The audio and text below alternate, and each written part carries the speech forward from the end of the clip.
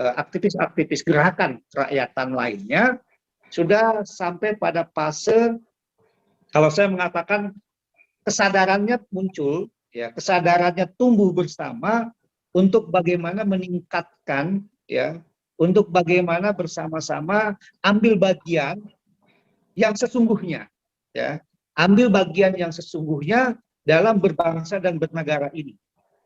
Dengan kata lain, posisi gerakan buruh nanti di May Day 2022 ini akan menyatakan diri ikut ambil bagian mengelola ini bangsa, ikut ambil bagian berperan dalam bagaimana mengatur ini bangsa. Selama ini buruh itu kan hanya menuntut haknya. Selama ini kita, para pekerja dan gerakan-gerakan lainnya, itu hanya meminta hak kita. Bukan kita yang menciptakannya. Bukan kita yang membuatnya. Nah, maka di momentum May Day 2022 besok, ya, tepatnya tanggal 14, itu yang saya katakan akan dicatat oleh sejarah.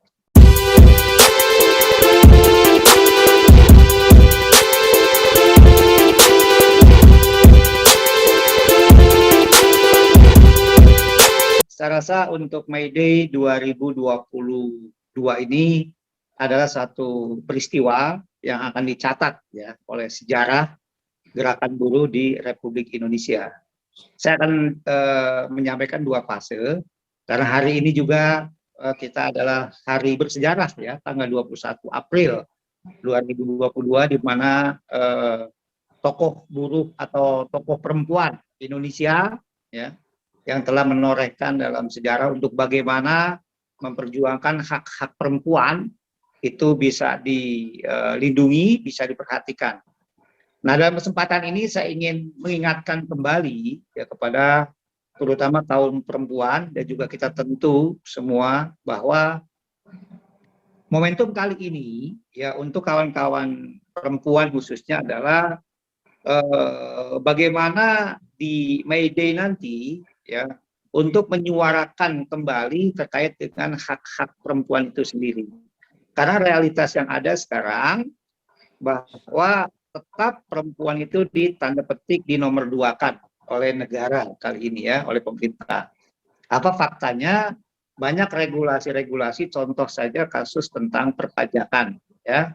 Pajak seorang perempuan itu dibedakan dengan laki-laki. Nah, tentu hal ini dalam konteks bekerja, dalam konteks tanggung jawab kerja, itu rasanya tidak adil.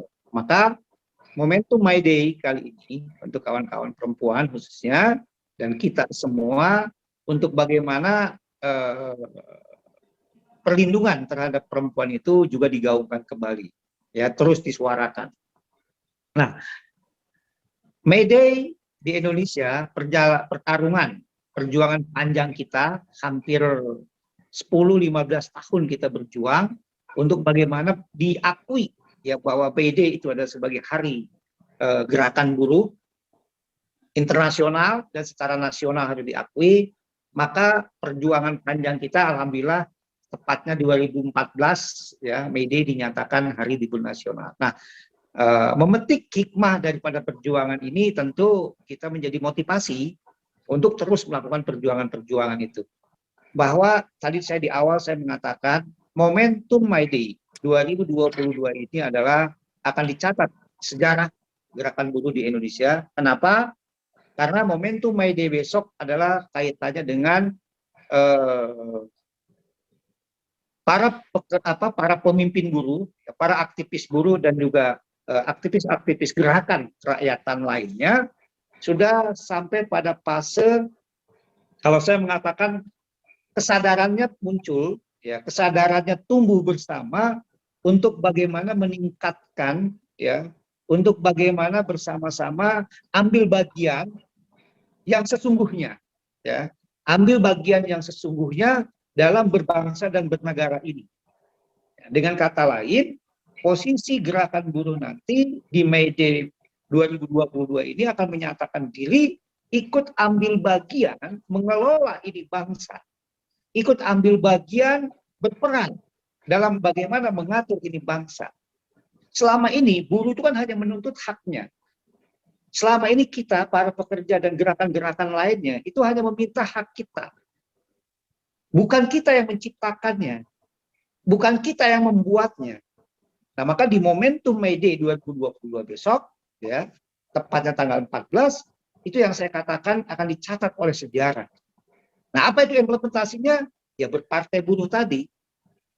Karena sejatinya May Day besok kita akan menggelorakan, kita akan menyatakan bahwa buruh akan ambil bagian dalam mengelola negeri ini. Karena kita selama ini hanya sebagai meminta, ya, dalam perjuangan kita. Hak kita ini, hak kita ini, hak kita ini mana? Nah, maka di May Day 2022 ini, dengan implementasinya partai buruh, itu berarti kita ikut mengelola ini negara. Nah, dengan demikian, ya, tentu saya sebagai personel SPMI dalam hal ini untuk memastikan, ya, bagaimana peserta yang akan ikut bersama-sama, baik itu di Jakarta yang akan kita pusatkan, Banten, DKI, dan sebagian Jawa Barat kita tarik di Jakarta, dan juga seluruh provinsi-provinsi lainnya tentu akan mengadakan di wilayah masing-masing. Nah, hal yang paling penting dalam kesempatan ini saya ingin mengatakan bahwa bangun kesadaran kepada seluruh jejaring kita bahwa kita akan ambil bagian dalam mengelola, bahwa kita akan ikut serta sebagai pengelola, sebagai pengambil kebijakan, sebagai pengambil keputusan, sebagai pengambil ketetapan bahwa negeri ini harusnya seperti ini, bahwa bangsa ini harusnya seperti ini. Nah, itulah implementasi sejatinya yang namanya partai. Nah, kita alhamdulillah sekarang setelah melahirkan Partai Buruh. Nah, untuk itu sekali lagi dalam kesempatan yang berbahagia ini memang tugas kita berat, ya, untuk membangun kesadaran itu sendiri. Ya, tadi sudah disebutkan oleh Bung Nandar, Bu Yosi, bahwa kalau ditanya tujuan semua udah tahu, ya, tujuannya pasti yang enak-enak, ya, istilahnya gitulah bahasa vulgarnya. Nah, tapi kadang yang perlu kita diskus banyak, yang perlu kita paparkan banyak adalah cara mencapai tujuan itu.